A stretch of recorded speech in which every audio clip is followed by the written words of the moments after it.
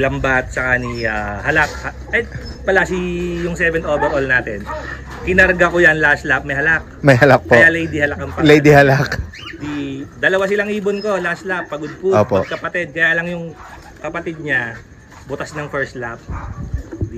Sabi nung kumpare ko, sa Davilan yung loading, medyo malayo. Sabi, last lap na pre, tayaan mo na lahat. Sabi, pre, hindi ko tatayaan, ipuin mo. Sabi, parehas ibon natin, parehas may Halak. Sabi ko, tatayaan mo ba? Kaya lang, kailangan ikarga, live eh. Live po. Sabi ko, do or die na din po talaga. Yung kapatid, tinayaan ko yung kapatid, hindi nakauwi. Tinayaan ko to, tiba-tiba sana. Tiba-tiba sana. Sweldo sana. Yung kumpare niya, siya tinayaan, hindi po? Hindi, hindi tinayaan po. yung ibon niya. Kasi ibon din siya. Kaya sabi ko, sayang pre. Yun yung nakita ko. Plus, eto pala si Halak, second lap nito, abangan. Kinarga ko siya, basag ang mata eh. Last bird ko siya. Clock naman, kaya lang, ang average speed kasi niya is in between lang eh, 1,000 to 1,1. Minsan 1,1 plus.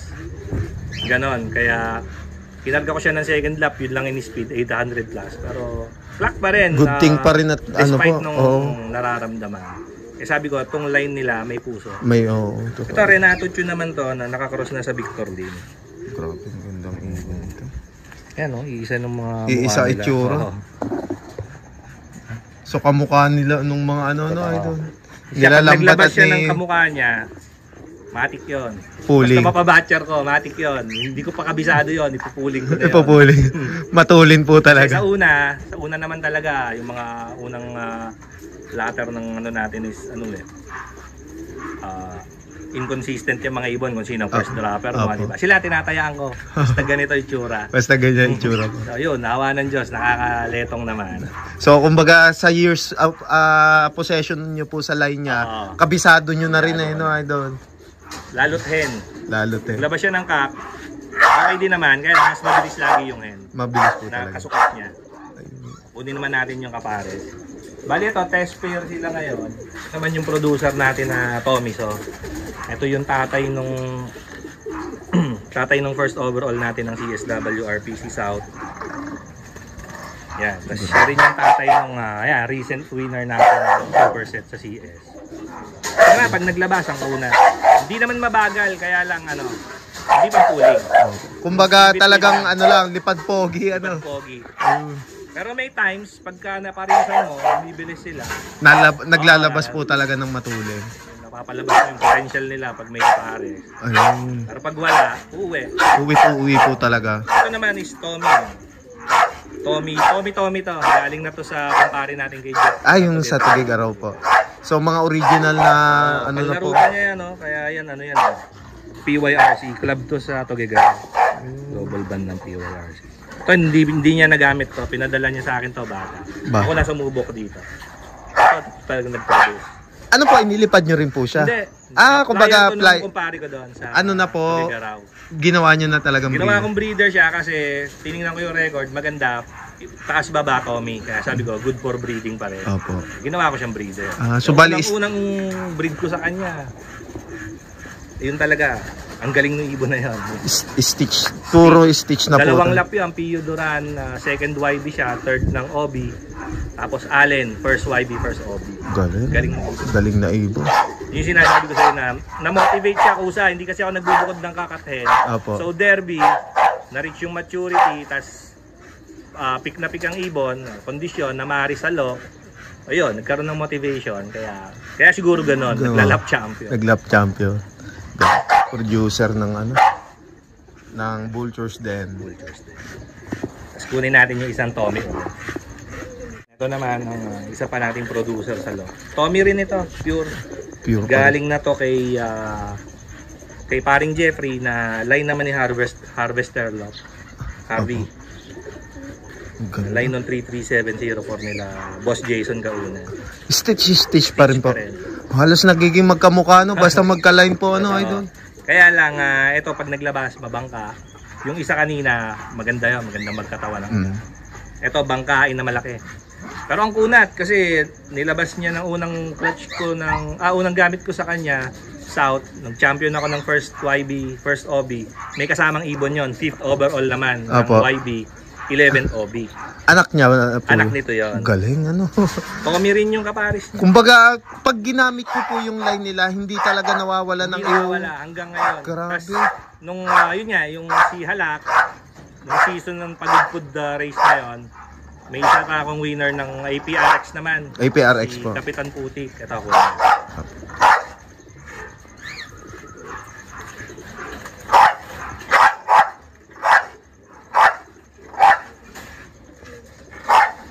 Ayan, APRX. Ito, complete clacking hanggang Pagudpud. Nothing special, uwi lang ng uwi. Ang gandang ibon, ano po? Gusto ko sa nila, lalapad nung takpak nila. Oo. Mga bagwis nila. Ang ganda. Sabi, minsan niya ibon. Gaganda. Ito, wala. Nung Pagudpud, yung umuwi na yon, yung inaabangan ko si Hala. Bali, 3 silang ibon. 4 pala nila slap ko nun. Dalawang live ko, swerte, clock parehas. Yung 2 butas, pares. See you tomorrow. Pero umuwi. Umuwi pa rin po, ano po. Kaya 4-4 tayo ng Pagudpud. Grabe. Pero, eto idol, nagamitan nyo na rin ng mga anak. Ngayon, lilipad natin. Ngayon po. Ito, wala to. Talagang, sabi ko nga sa'yo, nung nag-aabang ako, nasa ano ako noon, party. Kasi pabinyag nung kumpare ko. Opo, opo. So, nagninong tayo. Sabi ko, parang balisa ako, sabi ko kay Mrs. Uwi na ako, uwi ako kayo dyan. Malapit lang naman, nakaibay ko. Uwi ako, gusto ko na mag-abang. Smash ako. Pag uwi ko, maya-maya, andyan na ibon ko, yung si Halak. Ito, hindi ko inaantay, alam ko uuwi. Umuwi to, ang laki ng pagitan. Parang umuwi siya, mispeed pa ng 1,077. Ito, 800 plus lang. Pero consistent talaga sila sa ganun. Yun lang yung speed talaga niyang kaya eh. Pero sabi ko nga sa'yo, nothing special, uwi lang na uwi. Oo. Pero, super set. Kumbaga sa iba-ibang fancier yon, pagka talagang may nagka-cut off na, lalo pagka laslapan na idol. Pero sila talagang talagang pag nag-ibon kasi tayo, hindi rin ako makapakali eh. Maya't maya nasa lalo't loading. Opo. Monitor ng ibon, may problema ba? Pero pag nakita ko, ang ganda ng tuka niya, hipo, solid ang katawan, alam ko na parating ko ng 100% yung health niya. Opo. Asahan ko na yan. Uwi-uwi po talaga. Hindi naman uwi-uwi. Malaki na yung expectation na. Kumbaga yung chances na umuwi, mataas na. Pero hindi din kasi natin maiiwas yung mga lambat. Yung disgrasya. Yung minsan sinasabi ko sa barkadahan. Kakamustahin nila ako kasi may live. Pare, kamusta yung... Okay lang, pre. Disgrasya na lang ang kalaban. Ayun ang bukang bibig ko. Disgrasya na lang ang kalaban. Disgrasya lang ang kalaban. Kasi pag nagkakarera tayo, swerte, pag nananalo ako ng isang season, laging 2 ibon. Oo nga po. Yun yung bukang bibig natin. Ano na lang ang kalaban, disgrasya. Disgrasya lang po talaga. Yan nga, nananalo tayo. Nanalo tayo ng Pagudpud race, 2 ibon. First season natin, 4 na ibon yon. Opo. Sa small club dito sa amin, first, second overall ako. Tapos sa big club, si CSW RPC, first saka 5th. Sa isang season. Nasundan niya ng North, sila nga yung batch nila. 2 silang winner ko.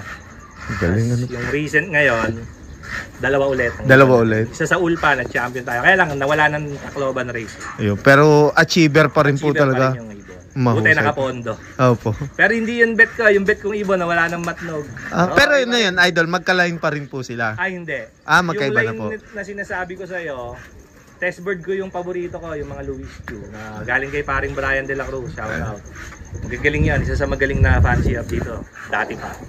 Yung old lines niya na Louis, sinubukan natin. Ang galing nung ibon. Opo. Hindi ko alam kung ano nangyari nung matnog lap. Ba't nawala.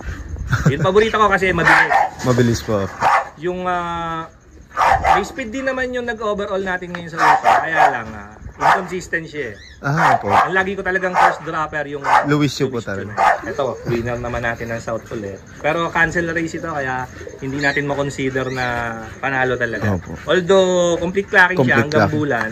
Yun yung time na bird flu. Bird flu po. Na-cancel po. Dalawa ito. Kaya lang nawala yung isa. Butas ng isa yung isa. Pero winner pa rin po. Ito winner to, parang 27th overall. Sa anong club po yan? CSW RPC din. CSW. Idol. South Race. Grabe, ang ganda. Hen po siya, no? Hen, oo. Ganda. Pag hen na siya, nagkaka-speed na kahit gantong kulay kasi yung body build maliit. Maliit po. Apple body. May speed na. Wala tong nilipad na 1,000 below ang ano niya, ang speed. Talagang... So 1,000 saka 1,1. Ang Ewan ko galing. lang kung nakatawid ng dagat, ano, ibang usapan yun eh. Opo. So, Pag yung... ginawa ko na lang breeders kasi ang ugali natin, pagka yung ibon nag-uwi ng pera, dyan na yan. Kumbaga talagang ano na po, pantabi na rin. Buhay na trophy na natin Opo. yan. As mag-ibon, syempre lahat naman pangarap natin is manalo. Ako, ang pangarap ko sa ngayon, madaming panalo. Opo. Gusto ko someday mapuno yung breederan ko, puro Panay winners po, Puro winners, saka yung producer ng winners. Na-develop na natin. Opo. Yun yung ultimate goal natin sa ngayon. So, masasabi natin na isa lang kasi yung linyada nyo din na ginagamit na idol. So, yun na lang lalaruin mo na lang Kasi, kumbaga malapit pa rin po talaga yung sa goal na... kaya ang ginawa natin, pinili natin yung nagla-line breed pa rin tayo for material purposes. Kaya lang, yung mga winners, sasalangan natin ng ka-line din nila para pagdating ng panahon, puro halos line nila. Sino man mag-breed, parang pwedeng ilaban. Opo. Ito naman idol si Tanggol. Unang laro ko ng North, 11 birds. 11 birds ang sinimulan ko. Opo. Nag-derby ko 3. Yun yung sinasabi ko sa'yo, naglikot ako sa ibon. Iba-ibang bloodline yan. Opo. Tapos, eto, may tropa tayo. Nakakuha tayo ng mga Jong Bengko niya. Jong Bengko na po. Ewan ko ba, kilala mo yan, si Mac J. Shoutout sa'yo, Mac J. Opo. Si J. Ansaldo. Sa kanya galing yung parents ito, mother, father. Opo. Parehas Victor Lin. Victor Lin. Ito naman, ang istorya ng ibon na to, the 11 birds nga. Start akong training, 11 birds. First training, second training, okay naman. Dating ng third training, papaloplay ako, sumalpok to. Wala yan, laylay yan, ubi yan. Ube. So binalik ko siya ng training, parang patapos na. 1.5 month ko siyang ginaray kasi hindi talaga. Kala ko nga basag yung pakpak buta hindi. Naulian pa. Sayang naka-YB, karga kita. Umuwi. Sabi ko, puta, layo nung gap ng gap nun, umuwi Diba yung homing? Ginawa ko, load ng load. Kaya lang, pag uuwi siya, idol, ang love ko naman, nandito pa sa baba. Opo. Hindi pa to. Talagang laylay ang pakpak. Dadapo siya dito, hindi siya makababa kagad kasi masakit ang pakpak. Masakit ang pakpak. Siguro, through times, gumagaling yung self-healing. Napa-derby ko, kaya lang hanggang second lap ng derby, umuwi to, laylay. First lap clock, second lap, butas. Ano yun, pangit ng panahon nun, headwind. Sobrang hirap nahirapan. Kumbaga sa kondisyon niya na rin po na may bali yung pakpak, mahirap po talaga. Niload ko ulit ng next hindi ko na alam kung saan yun Clock, tas bumutas siya ng gataran, smash. Okay lang. Opo. Uwi Maduduluhin ko na lang kasi first time ko maglaro ng Kaya na, kinarga ko ng kapari. Clock. Santa Ana, clock. Ilan na kami nag-clock ng Santa Ana nandito sa Santa Rosa. Sabi ko nga sa tropa, inawat mo ako, nasali ko sana ng SB. Isasali mo, basag ang pakpak. Opo. Nangangalanganin. Namin sa SB noon is last 2 laps lang clacking. Opo. Walang nag-clock ng last 2 laps. Bukod tangi siya. Kung sumali. Ay, malaki-laki din. Kulang 40 yata yung SB noon sa area. Sayang. Kaya hindi mo nga para tayaan kasi ang SB dito, training pa lang, simula na tayo ng hindi pa naman clacking, showbird. Siyempre, medyo diskumpiyado tayo kung uwi ibon, hindi kondisyon. Pero yung puso niya, tas siya yung tatay nung overall natin ngayon sa Ulpa. Good flyer na, good breeder pa idol. Ginawa ko naman ito, nabigyan ulit tayo ng hen ni Mac J. Pinaris ko sa kanya. EVK naman yon na may pasok na ng alpha hen. Kasi sa may alpha hen yung nanay niya. Mahilig nga tayo sa line breeding. Pwede ito Ano naman yung EVK to alpha hen. Siya naman 63018 to alpha hen. Yun, anak agad siya ng Una na, nakapagpagudpod, diba? Sabi ko siya, 4 nakapagudpod. Yung isang anak niya yan, tumapos ng pagudpod. Kaya lang, sila yung sinasabi ko sa iyo, idol, na ang galing pagka pag training, pag derby na, yan na, nagkakawan ay call, sila na po yun. Yung line niya, anak niya. Kaya sabi ko, baka kailangan, hindi ko alam paano i-develop yung, paano maaalis yun. Kailangan ko bang i-cross ng ibang linyada.